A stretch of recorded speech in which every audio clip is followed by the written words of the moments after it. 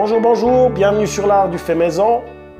Aujourd'hui il neige, l'ambiance elle est spéciale ce matin, elle est calfeutrée. Hier il a fait, avant-hier je crois, non, hier il a fait soleil, puis il a commencé à pleuvoir, puis tout d'un coup on se réveille ce matin, tout est blanc. C'est des ambiances qui sont si agréables en hiver, on peut en profiter pour être dedans. Et justement pour faire un petit peu le bilan des semences qu'on va devoir commander ou qu'on va devoir refaire l'année prochaine. Il y a toute une planification qu'on peut faire et c'est ça que je voulais partager un petit peu aujourd'hui avec vous parce que pour moi, l'art du fait maison, l'art de l'autonomie, enfin c'est pas vraiment un art, mais le fait d'être autonome, ça veut aussi dire savoir exactement comment gérer un petit peu son grenier. C'est assez important parce que je vous donne un petit exemple lors de l'année passée, là, en 2020. Je suis tout d'un coup des amis qui me téléphonent, t'as pas des semences de ci, t'as pas des semences de ça, parce qu'en Suisse, tout était fermé, les jardineries aussi. Au printemps, il n'y avait rien d'ouvert. Et les gens n'avaient pas de semences, ne pouvaient pas faire des plantons. Ils s'étaient pris trop tard, il n'y avait plus rien disponible sur les sites, où toutes les entreprises étaient paniquées, elles envoyaient à 6 semaines des paquets de graines. Donc voilà, pour moi, le grenier, c'est un petit peu le trésor de la famille. Je dis tout le temps, si la maison prend feu, j'embarque le grenier. C'est un truc que je jette par la fenêtre parce que je veux être sûr de pouvoir le conserver. Il y a des années de recherche, il y a des années d'expérimentation pour savoir quels sont les légumes que l'on préfère, quels sont les légumes qui poussent le mieux chez nous. Et tout ça, c'est parti un petit peu de notre histoire. Dans ce grenier, il y a beaucoup de réflexions. Et c'est quelque chose de génial à construire au fil des années qui va vous accompagner plus tard et que vous pourrez toujours améliorer. Par rapport à peut-être la première discussion, quand on cherche une certaine autonomie, F1 ou pas F1. Moi, j'ai rien contre les F1. Les légumes F1, c'est quelque chose qui n'est absolument pas mauvais pour la santé. C'est simplement que la méthodologie pour les faire, elle n'est pas reproductible plus loin, mais ça peut vous donner des légumes extraordinaires que vous pouvez faire pousser parce que vous estimez que leur coût est moindre à la semence, parce que dans les grandes surfaces, souvent les légumes, les graines ne sont pas chères, et vous avez la possibilité de les acheter pour peu de coûts. Et, par exemple, je parle des grands discounters qui font 30 centimes un paquet de graines. C'est fantastique quand on veut des bas budgets, mais il faut savoir qu'on peut difficilement les reproduire, ou on n'est pas vraiment sûr qu'on peut les reproduire. Si vous voulez avoir des variétés qui sont 100% reproductibles, il faut s'assurer que le semencier qui vous donne ces graines vous explique que vous pouvez les reproduire.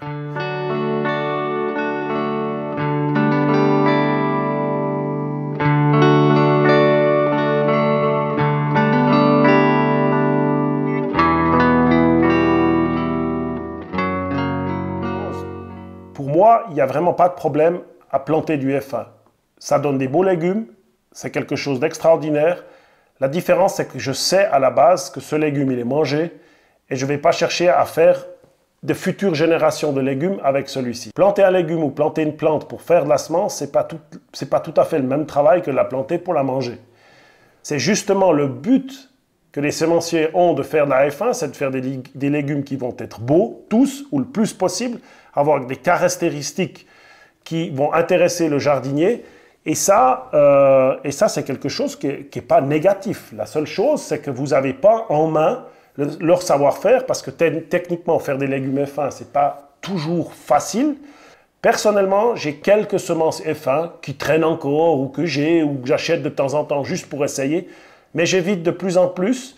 Je dirais qu'il doit me rester 1 ou 2 paquets là-dedans, sur les 150 différents paquets que j'ai là, parce qu'ils sont là, et ça, voilà, je ne vais pas jeter les semences, je vais les planter en masse l'année prochaine, mais j'arrête gentiment parce que je me lance dans la production de semences, parce que ça fait partie, à mon avis, d'un certain héritage, d'un certain savoir-faire qu'on appelle l'art du fait maison. L'autonomie fait partie aussi de prendre ses connaissances en main et d'apprendre à faire ses légumes. Une semence extrêmement facile à reproduire, la fève. Voilà, si je plante de la fève d'agua dulce chez moi et que j'ai que de la fève d'agua dulce chez moi, toutes les graines de ces fèves vont me donner exactement la même chose et les mêmes plantes l'année prochaine. Après, il y a tout un jeu de sélection, mais ça, c'est une semence qui est extraordinaire, par exemple, pour commencer. Maintenant, C'est certains semenciers, c'est clair que je sais que eux, par exemple ici de Zollinger en Suisse, eux vont faire des plantes qui sont reproductibles. Ils font des sélections, ils font un grand travail à l'origine et quand ils vous délivrent des graines, vous savez que si vous conservez certains critères qui vous intéressent dans ces légumes, vous pouvez perpétuer leur espèce et garder ces semences. Après,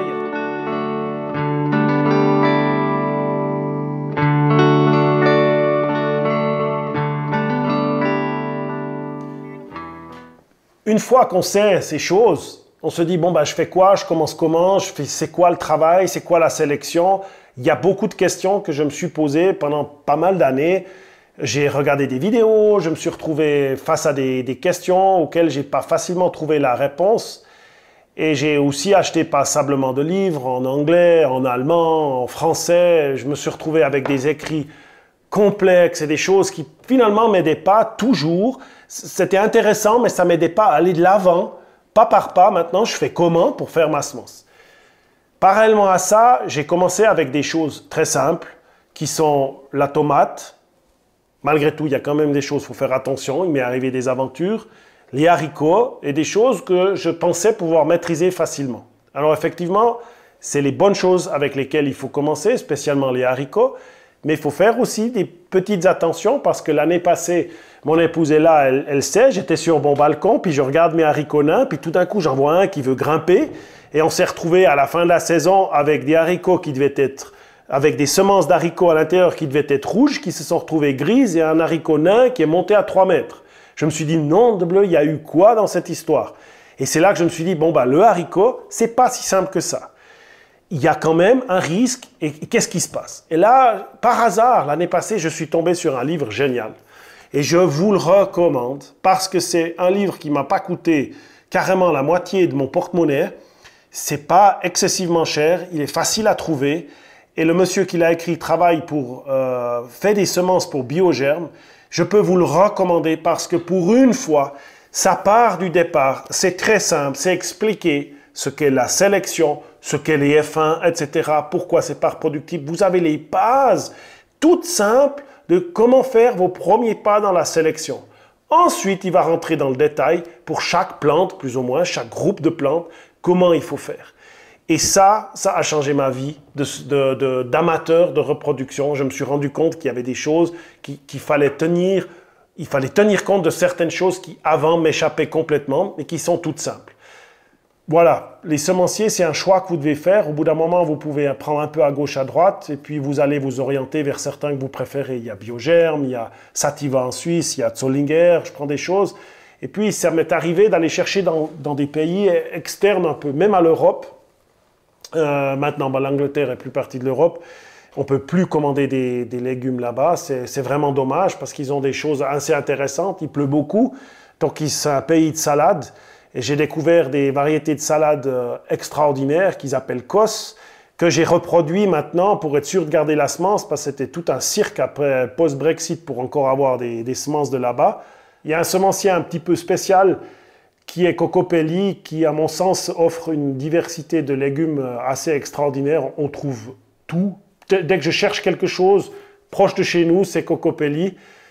Je suis très content de leurs semences et c'est surtout, je sais que c'est reproductible.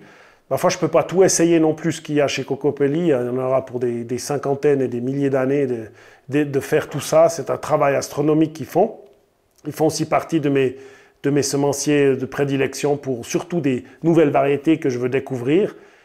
Il est évident que si vous choisissez un semencier, même pour moi qui est en France, bon, ça marche très très bien parce qu'on reste dans l'Europe, les papiers, les certificats sanitaires, le mode de bio, ça existe aussi là-bas. C'est important de savoir que ce que vous importez est totalement légal, totalement sécurisé au niveau des maladies, etc. Ce qui est de Baker Creek en Amérique, ils font vraiment des graines d'héritage, c'est pas du OGM, alors vraiment ils sont super stricts là-dessus. Et c'est des semenciers qui ont les autorisations pour envoyer ça à l'étranger. Ils ne les ont pas tous, ils ne font pas les demandes parce qu'ils n'ont pas la nécessité. Une autre chose, moi je m'organise aussi avec mon frère et mon voisin qui a aussi un grand jardin lorsqu'on fait de la semence pour qu'on ait plus ou moins qu'on ait les mêmes variétés qui poussent dans le jardin en même temps pour éviter d'avoir un croisement qui va se faire.